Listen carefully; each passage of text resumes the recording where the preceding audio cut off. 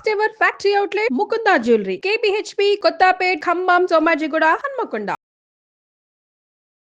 అందరికీ నమస్కారం. నా పేరు మాధురి.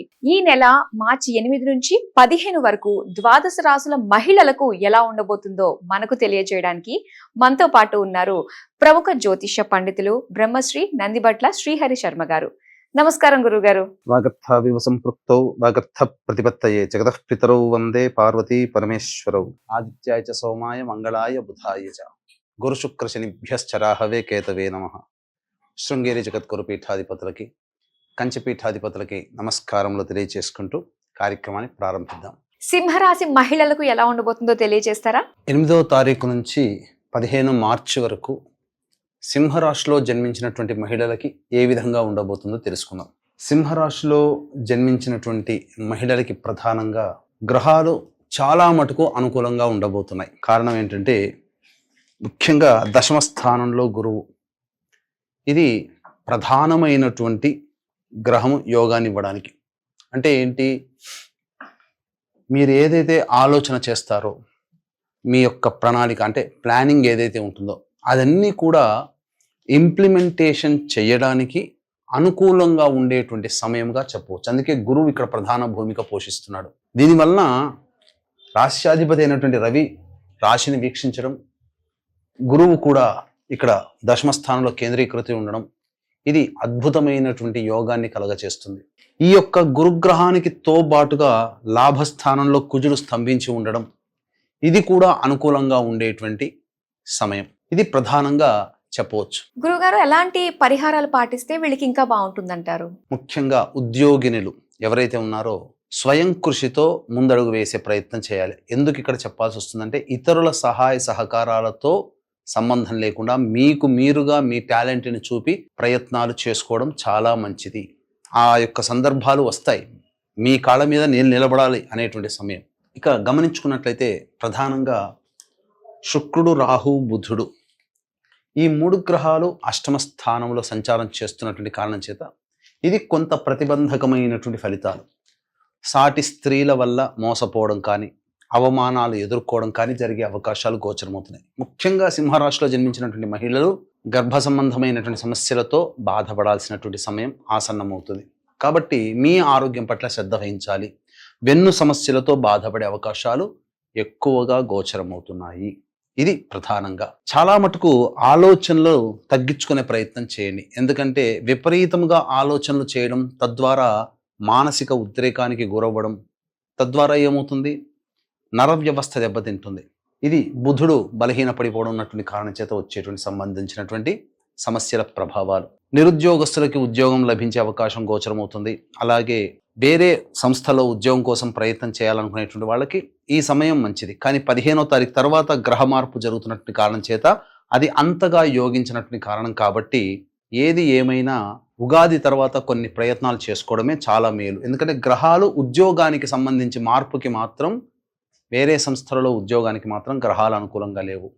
ప్రభుత్వపరమైనటువంటి లావాదేవీలు నడిపేటువంటి వాళ్ళు, అలాగే ప్రభుత్వ ఉద్యోగినులు సందర్భానుసారంగానే వ్యవహరించడం నేర్చుకోండి. మీది కాని సమయం అనేటువంటిది కొంత ఉన్నది కాబట్టి సమయం సందర్భంలో మీకు మీరుగా ప్రకటితమవ్వడం అంటే మీ యొక్క పనితనాన్ని మీరే చెప్పుకోవడం అనేటువంటి అసందర్భంగా అవుతుంది.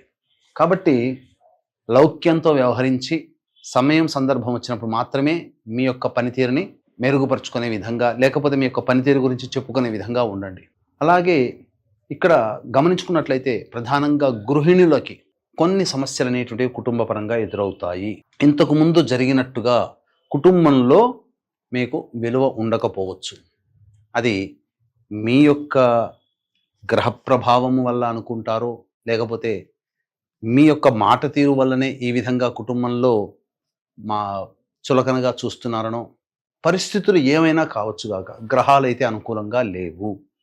ఈ కారణం చేత ఆవేశానికి లోనవ్వడం అనేటువంటిది అంత మంచిది కాదు. ఇక ఏ వ్యాపారాల్లో ఉన్నటువంటి వాళ్ళకి బాగుంటాయి, రియల్ ఎస్టేట్, లాయర్, వ్యాపారస్తులు, రైతులు, ఎలక్ట్రానిక్ అండ్ ఎలక్ట్రికల్స్ రంగంలో ఉన్నటువంటి వాళ్ళు, వీళ్ళకందరికీ కూడా అనుకూలంగా ఉండేటువంటి సమయం. ఇక ఫుడ్కు సంబంధించినటువంటి వ్యాపారస్తులు, అనగా ఫ్రూట్ సంబంధించినటువంటిది, అలాగే పండ్ల వ్యాపారస్తులు, కర్రీ పాయింట్స్, జనరల్ స్టోర్స్, అలాగే సూపర్ మార్కెట్స్, ఎఫ్ఎంసీజీ ప్రొడక్ట్స్, అలాగే ఎడ్యుకేషనల్ ఇన్స్టిట్యూషన్స్, పూజా స్టోర్స్ నడుపుకునేటువంటి వాళ్ళు, వీళ్ళకందరికీ చాలా బాగుంటుంది. అయితే సాధారణంగా ఎవరికి ఉంటుంది?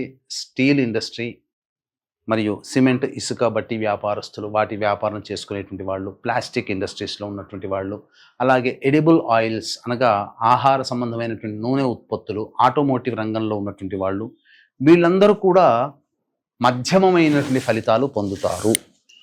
ఏ వ్యాపారంలో ఉన్నటువంటి వాళ్ళకి బాగుండదంటే beauty parlour, boutique, readymade garments, cloth stores నడుపుకునేటువంటి వాళ్ళు, బ్యాంగిల్ స్టోర్స్ నడుపుకునేటువంటి వాళ్ళు, బేవరేజెస్ సంబంధించినటువంటి వ్యాపారస్తులు, C&F క్యారీ అండ్ ఫార్వర్డ్ సంబంధించినటువంటి వ్యాపారస్తులు ఎవరైతే ఉంటారో వాళ్ళకి సౌందర్య సాధన ఉత్పత్తులు, సౌందర్యాల సంబంధించినటువంటి ఉత్పత్తులు నడిపేటువంటి వాళ్ళు, వీళ్ళకి ఎవరికి కూడా యోగ్యంగా ఉండదు. అంత మంచిది కానీ సమయం కాబట్టి వ్యాపార విస్తరణ మంచిది కాదు.